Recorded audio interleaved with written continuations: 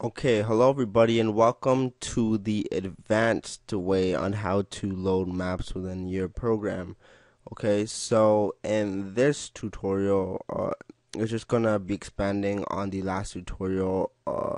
So let us get started. Now, first of all, one thing that you should note is that before that, what we did is that we did trim line, we did trim end, and we trimmed the white spaces within the end of our file, and that was fine. But then, what if you accidentally do a double space within your map file and you don't notice it? Well, there's a way to handle it to get rid of double spacing in case you do something like this. Hopefully, your map doesn't look like this, for example, but like as obvious as this. But if you happen to have a double space here and there, I will show you a way to fix it.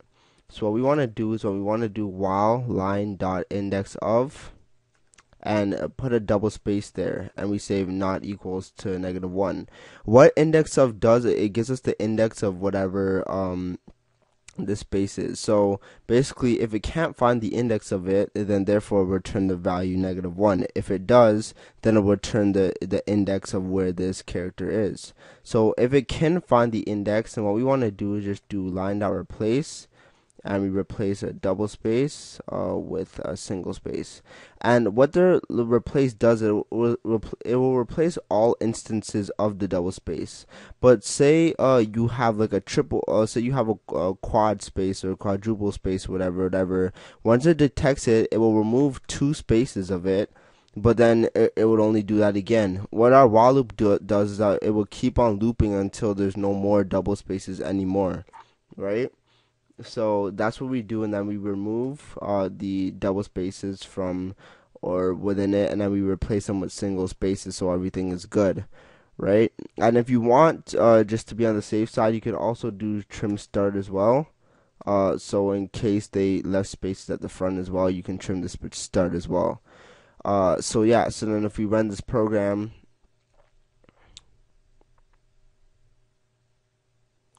everything, the map and everything should remain the same. Now, as you can tell, this is not the end of this tutorial. There is more to this tutorial. But I'm just trying to run this. Oh, I think I just built it. I didn't actually run it. Oh, the problem was that I have to put line is equal to line dot replace. Sorry. Make sure you put line is equal to, or else your program won't run. It'll be set in an infinite loop. So therefore, yeah, our map gets drawn. Okay, so now everything is almost set. So we got it that we can draw everything, etc., etc. And we can do it dynamically, so we don't need to specify a width, a height, etc., etc. But wouldn't it be great to actually get all the map properties from the map file? From the map file, you tend to want to get a lot of things. You might want to get like the textures, the alpha value of certain tiles, etc., etc. And you're gonna want to load that within the map file. We're not going to be going through all that in depth and doing alpha values of certain tiles. That's up to you to increase your knowledge on this and learn or explore new topics. But what we're going to be doing is we're going to be loading the textures that we're going to be using within our map file. Okay. And the reason why we're doing this is that because different maps use different textures, right? And you're not going to want to use different textures from. You're not gonna want to just specify all the textures you're using for each map and within your draw function. You want to store them within the map file. Now, one thing to note is that one or two maps, or a few maps, a lot of maps, several maps might have a couple of images that are the same. And instead of loading, the method I'm going to be showing you is going to be loading each image from the map. But that isn't the greatest way to do it, because if you have multiple maps within your program, like if you have multiple maps in your program and you're loading the same texture 2 or 3 times, that's using unnecessary space. So what you'd want to do is say have like an image manager or something like that, and then what you'd want to do is that you would want to get the texture's name reference, like you want to store in a dictionary or anything, and then you'd want to put the texture's name reference or whatever to get the texture that you want to draw and store it into a texture array or something rather than reloading it. But that is for, I'll be showing you guys how to do that in the advanced platformer series. So if that seems kind of confusing, then don't worry about it. But so what we're gonna do is that we're gonna do texture. We're gonna do that texture, then we're gonna do map. So this is gonna represent when we're loading a map, and this is gonna represent when we're loading a texture. So our texture file is going to be our sprite. So I'm going to put sprite1. Okay.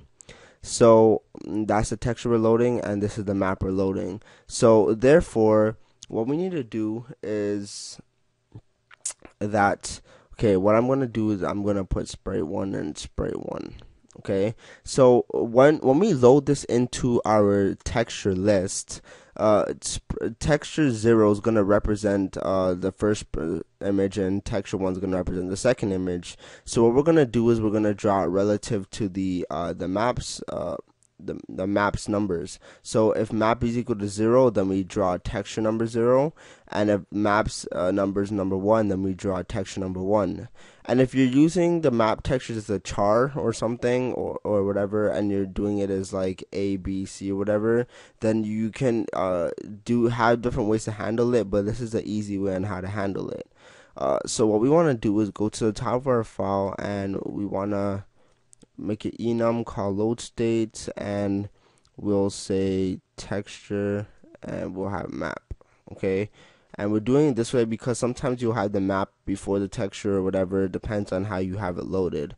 So we have our texture right there, and we'll create a variable, load state, and we'll name it state, and it's equal to null. I don't know if you can equal it to null. Okay, so we won't equal it to anything.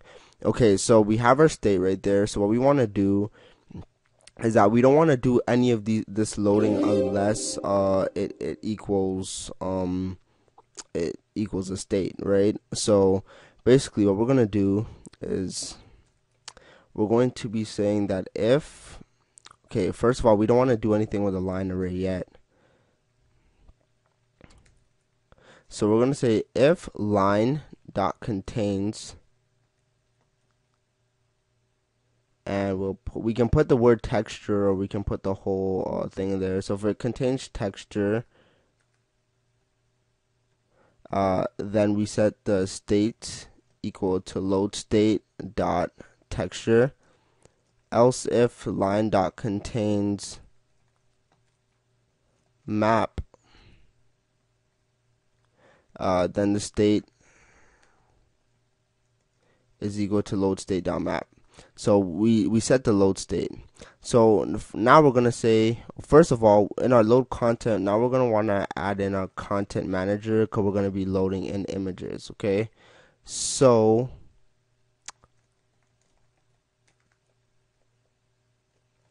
dot content. Okay, so we say that we're going to use a switch statement. So we're going to put switch, and we're going to put state, and we're going to have case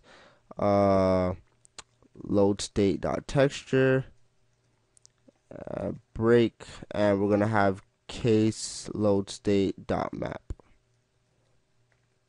Okay, so within our texture, when we load a texture, what we basically want to do is get our line and load that line. So all we're going to do, and we're going to store it within our texture list. So what we want to do is we want to create a new list of textures, texture 2D, and I'll put in textures and store it in there. So when we load in our textures, we're going to say that textures dot add content dot load, and we're loading in textures, right? So texture 2D, and we're loading in the line. Okay, so that's how we're gonna do. We're just gonna be adding the textures in there, and when we load our map, all we're gonna do is just copy the same algorithm we used to load the map and paste it in there. And we're going to want to indent it. Okay. So once we do that, we load in our texture and we load in our map, and everything is fine. So instead of having this map texture right here, what we're gonna do is that when we draw our map, what we're gonna do is we're going to draw the textures, and the texture number is going to be equal to our map ij. So whatever number is in our map index or whatever, that's the texture I'm going to draw. So if that map index and number is equal to 0, we're going to draw the first texture, and if the number is equal to 1, then we're going to draw that texture. So we don't have to have this right here. But what I'm going to do is that since I'm loading the same sprite, I need to just indent this properly. But since we're loading the same sprite, we want to make them different colors.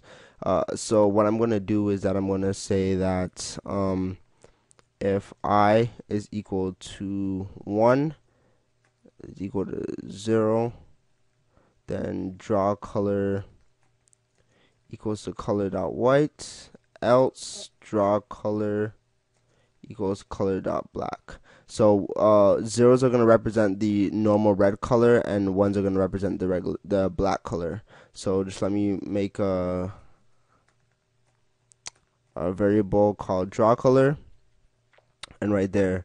So just change this to draw color.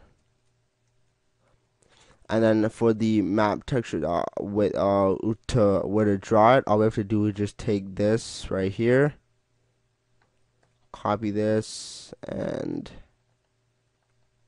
paste it right there, and paste it right there. So then we get our width and the height of the texture, and then we draw everything to the screen. So what we need to do, since we changed some of the parameters, we don't need our map texture right there anymore. And for our load content takes 2 parameters now, so we just have to put in the content right there, and everything should be fine. And since we're not using this map texture, we can get rid of this, and then if we run our program, we can see what we get.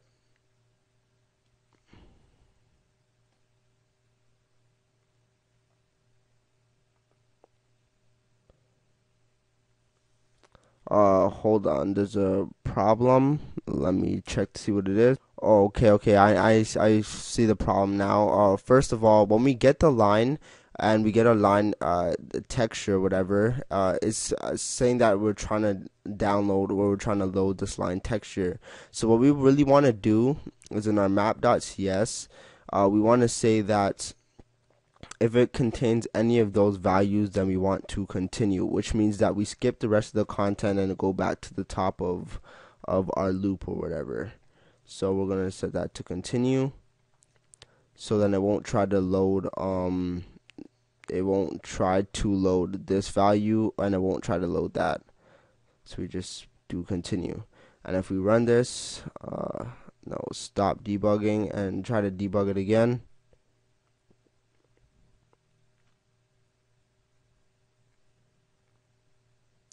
So textures.add. Oh, so the thing, another problem right here is that it's trying to load in this empty file right here. So what we want to do is that we want to say if line not equals string.empty.